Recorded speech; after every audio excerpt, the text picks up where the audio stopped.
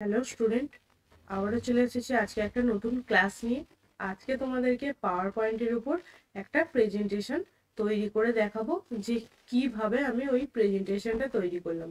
তো ভিডিওর শুরুতেই তোমাদেরকে আগে আমি কাজটা দেখাই যে কি ধরনের কাজ আমরা আজকে শিখতে চলেছি। তারপর আমি স্টেপ বাই স্টেপ তোমাদেরকে কিভাবে করতে হবে করে দেখাবো। আর ভিডিওর শুরুতেই বলছি, কেউ ভিডিওটা স্কিপ করবে না, কারণ স্কিপ করতে গিয়ে কোথাও যদি কোনো একটা স্টেপ মিস করে যাও তাহলে কিন্তু পরেই তোমরা সেই কাজটা প্রপার করতে পারবে না। তো স্কিপ করবে না কেউ, ঠিক আছে? আশা করছি ভিডিওটা তোমাদের ভালো লাগবে। তাহলে ভিডিওটা প্রথমে দেখে নেওয়া যাক কি ধরনের কাজ আমরা আজকে শিখতে চলেছি। তো স্ক্রিনে দেখতেই পাচ্ছ এই ধরনের একটা প্রেজেন্টেশন আমরা আজকে শিখব। প্রথমেই বলে রাখি, এখানে প্রতিটা সিঙ্গারদের দেয়া আছে।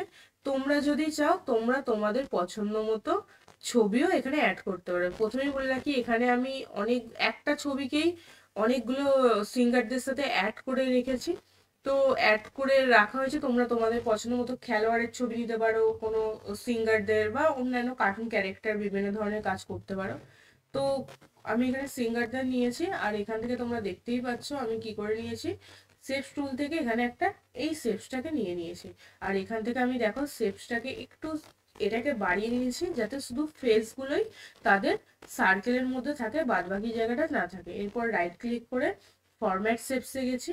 এরপর কালার থেকে এখানে কি করলাম, ব্ল্যাক কালার করে নিয়েছি।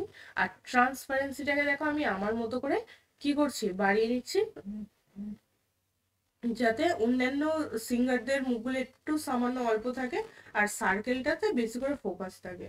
তো নিয়ে নিয়েছি। এরপর শেপস টুল থেকে তোমরা দেখতেই পাচ্ছ স্ক্রিনেতে আমি একটা লাইট, যেভাবে লাইটের যে একটা ফোকাস হয় না, যে পড়ছে, সেই ধরনের লাইটের ফোকাস আনার জন্য আমি কি করেছি দেখো, এখান থেকে এই শেপসটাকে নিয়ে নিয়েছি। তো এই শেপসটাকে আমি আমার মতো করে কি করছি, অ্যাডজাস্ট করছি। এরপর গ্রেডিয়েন্ট ফিলে গেলাম, গিয়ে এখান থেকে কি করলাম, যেহেতু লাইট করছে তাই আমি সাদা কালার করে নিচ্ছি। এখান থেকে দুটো কালারটাকে সাদা করে নিয়েছি। এরপর আমি এখান থেকে ট্রান্সপারেন্সিটাকে পুরোপুরি 100% করে দিলাম, যাতে মনে হয় যে দূর থেকে লাইটের একটা ফোকাস বা আলো আসছে। ঠিক আছে, আমি আমার মতো করে এখান থেকে ট্রান্সপারেন্সিটা করে নিলাম।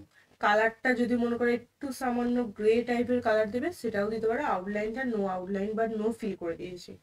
এরপর আমি কিছুই নয়, রাইট ক্লিক করে ডুপ্লিকেট স্লাইড করব। করার পর এবার এই যে গোল বা ওভালের মতো যে দেখতে লাগছে এই শেপসটা আমি কি করব, অন্য আরেকটা সিঙ্গার এখানে দেখতে পাচ্ছ শ্রেয়া ঘোষালের উপর আমি কি করলাম, সার্কেলটা রিফ্লেকশনটাকে চেঞ্জ করলাম, আর লাইটের যে ফোকাসটা ছিল সেটাকে আমি চেঞ্জ করে দিলাম।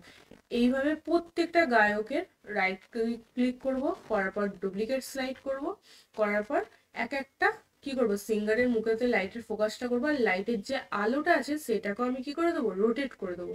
এরপর আমি সোনু নিগমের মুখে করলাম। এইভাবে স্টেপ বাই স্টেপ তোমরা কি করবে, মুখগুলোকে জাস্ট চেঞ্জ করবে, আর লাইটের ফোকাসটাকে জাস্ট এমনভাবেই ঘোরাবে বা রোটেট করবে যেন দেখে মনে হয় তাদের মুখেতে লাইটিংটা পড়ছে। আবারও বলছি বারবার, যে এখানে আমি সিঙ্গারদের নিয়ে এসেছি। তোমরা যদি চাও সিঙ্গার না এনে কোনো কার্টুন ক্যারেক্টার হতে পারে, কোনো সিঙ্গার যেমন আমি এখানে রেখেছি, তোমরা এখানে কোনো কার্টুন ক্যারেক্টার করতে পারো, কোনো খেলোয়াড় করতে পারো, বা তোমাদের ফেভারিট যে কোনো জিনিস রিলেটেড কিছু করতে পারো। যদি মনে আমি গায়ক দেবো না, কিছু ইনফরমেশন রিলেটেড কিছু দেব, সেই ধরনের কিছু কাজ করতে পারো। তোমাদের যেমন মনে হয় তোমরা সেই ধরনেরই এখানে ডেটা দিতে পারো। আমি এখান থেকে কিছু গায়কদের ছবি ডাউনলোড করে ক্রোম থেকে নিয়ে এসেছি, সেগুলোই করেছি। এরপর আমি প্রত্যেকটা স্লাইডকে কন্ট্রোল প্রেস করে সিলেক্ট করলাম, এরপর মর্ফ অপশনটা চুজ করলাম। অন মাউস ক্লিকটা তোমরা জানো অফ করতে হয়। করার পর আমি এখানে কি করলাম, আফটার করে দিয়েছি। এরপর দেখো F5 দিতেই আমাদের ভিডিও অন হচ্ছে। আমি আর টেক্সটটা কি করে লিখতে হয় আলাদা করে দেখালাম না, তোমরা জানো কিভাবে লিখতে হয়। তো আমি লিখেছি। ভিডিওটা দেখার জন্য অবশ্যই থ্যাংক ইউ। ভিডিওটা ভালো লাগলে অবশ্যই লাইক করে দিও, আমাদের চ্যানেলটাকে সাবস্ক্রাইব করতে ভুলো না, আর বেল আইকনের বাটনটা অন রেখে দিও, যাতে নেক্সট ভিডিও যখনই আমরা আপলোড করব তোমাদের কাছে সবার আগে চলে যায়।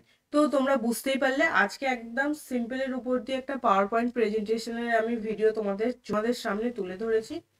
ভিডিওটা কেমন লেগেছে অবশ্যই জানিও।